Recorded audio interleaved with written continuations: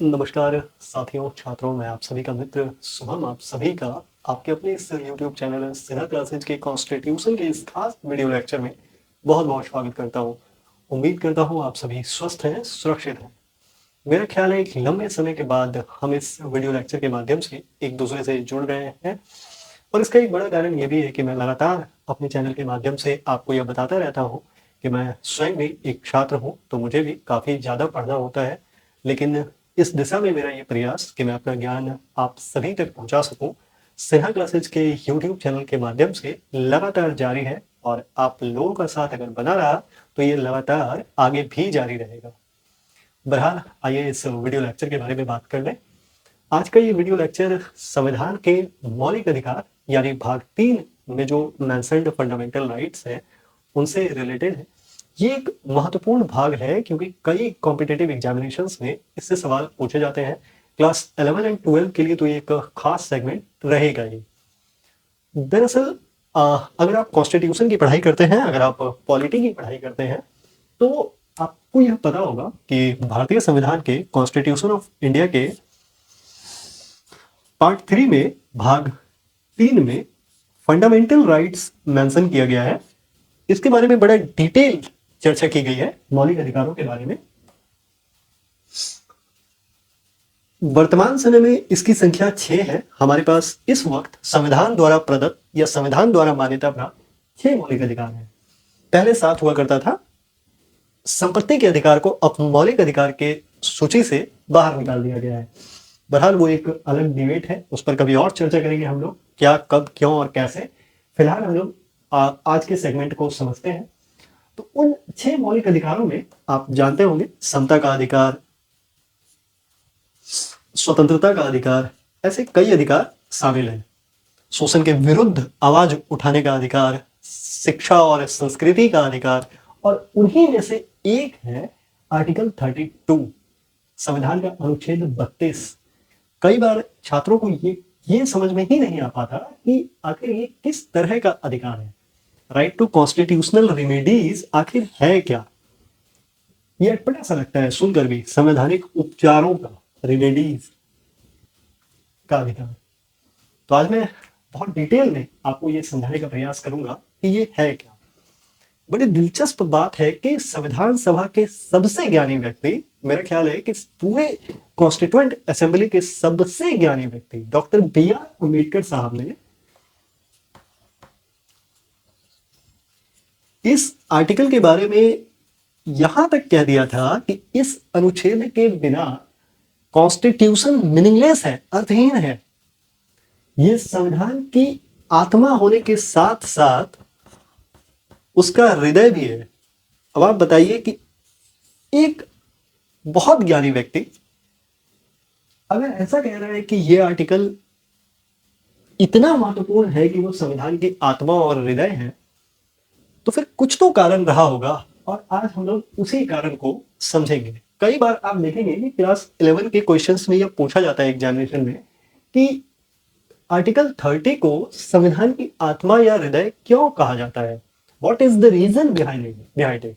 तो आज मैं आपको यह समझाने का प्रयास करता हूं। दरअसल आर्टिकल 32, अगर आप कुछ नोट डाउन करना चाहें बोर्ड से तो आप कर सकते हैं।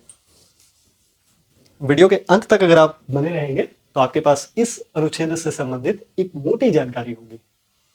दरअसल संविधान का अनुच्छेद 32 अपने आप में कोई मौलिक अधिकार ना होकर अन्य सभी मौलिक अधिकारों के हितों की रक्षा करने का एक उपाय है, एक माध्यम है, और इस क्षेत्र में ये काफी महत्वपूर्ण है। वास्तव में आर्टिकल 32 अनुच्छेद 32 में ये बात एकदम साफ लिखी हुई है।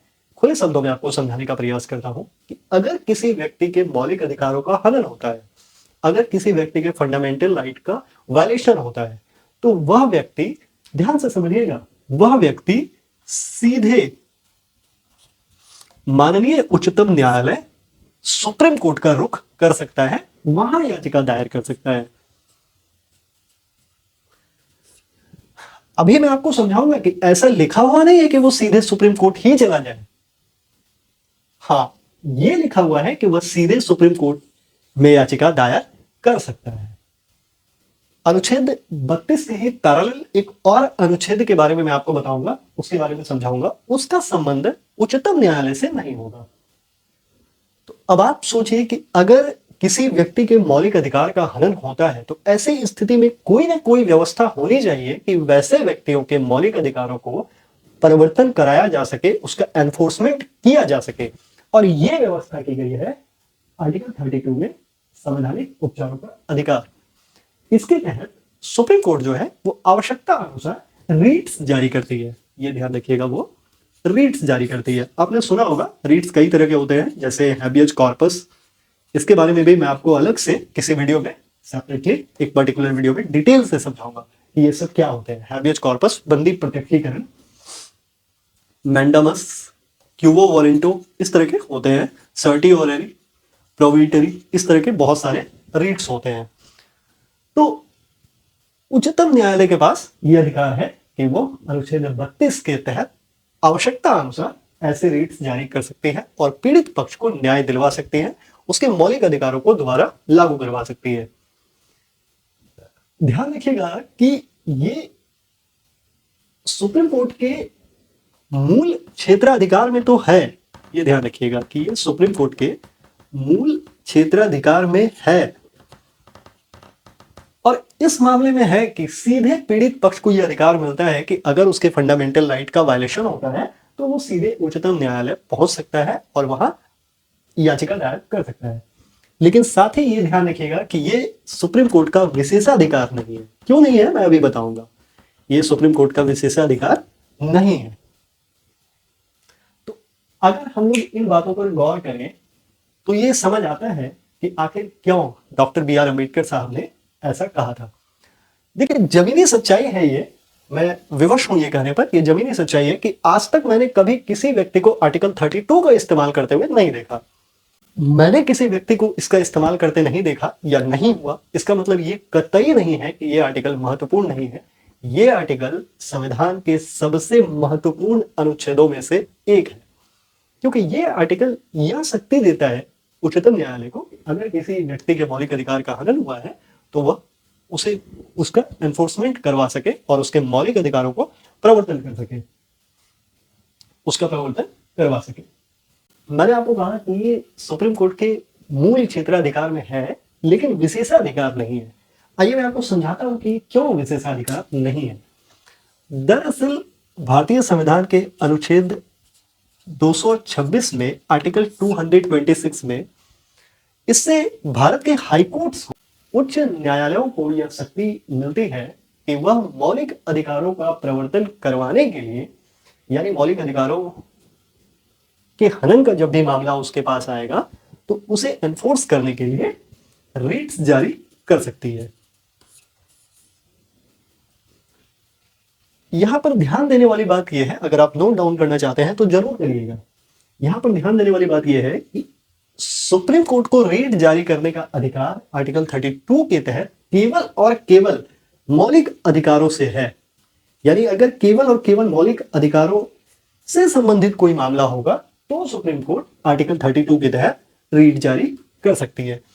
लेकिन आर्टिकल 226 के तहत उच्च न्यायालयों को किसी अन्य उद्देश्य के लिए भी, जरा ध्यान से समझिए, किसी अन्य उद्देश्य के लिए भी रीट जारी करने का अधिकार है। और इसका मतलब यह साफ होता है कि इस मामले में उच्च न्यायालयों का क्षेत्राधिकार उच्चतम न्यायालय के क्षेत्राधिकार से कहीं अधिक बड़ा, कहीं अधिक व्यापक है। और ऐसा उच्चतम न्यायालय ने भी कई बार अपने निर्णयों में कहा है कि जहां पर आर्टिकल 226 के तहत पीड़ित को राहत मिल सकता है तो उसे उच्च न्यायालय का रुख करना चाहिए, न कि उच्चतम न्यायालय का। तो इस प्रकार इस वीडियो लेक्चर के माध्यम से आप ये भी समझ पाए होंगे कि कई बार कॉम्पिटेटिव एग्जाम्स में पूछा जाता है कि रीट जारी करने का अधिकार किन न्यायालयों को है। तो आप ये ध्यान रखिएगा कि रीट जारी करने का अधिकार सुप्रीम कोर्ट और हाई कोर्ट दोनों को है। आर्टिकल 32 के तहत सुप्रीम कोर्ट को और आर्टिकल 226 के तहत हाई कोर्ट को। साथ ही ये भी ध्यान रखिएगा कि आर्टिकल 32 के तहत सुप्रीम कोर्ट को केवल और केवल मौलिक अधिकारों के हनन की स्थिति में रीट जारी करने का अधिकार है, जबकि आर्टिकल 226 के तहत हाईकोर्ट को किसी अन्य उद्देश्य के लिए भी रीट जारी करने का अधिकार प्राप्त है। कई बार सवाल ये उठता है कि क्या रीट जारी करने का अधिकार बेसिक स्ट्रक्चर में आता है, संविधान के मूल ढांचे में आता है? तो आज मैं आपको बताऊं कि एक बड़ा ही लैंडमार्क फैसला था, और वो था चंद्र कुमार बनाम वर्सेस यूनियन ऑफ इंडिया,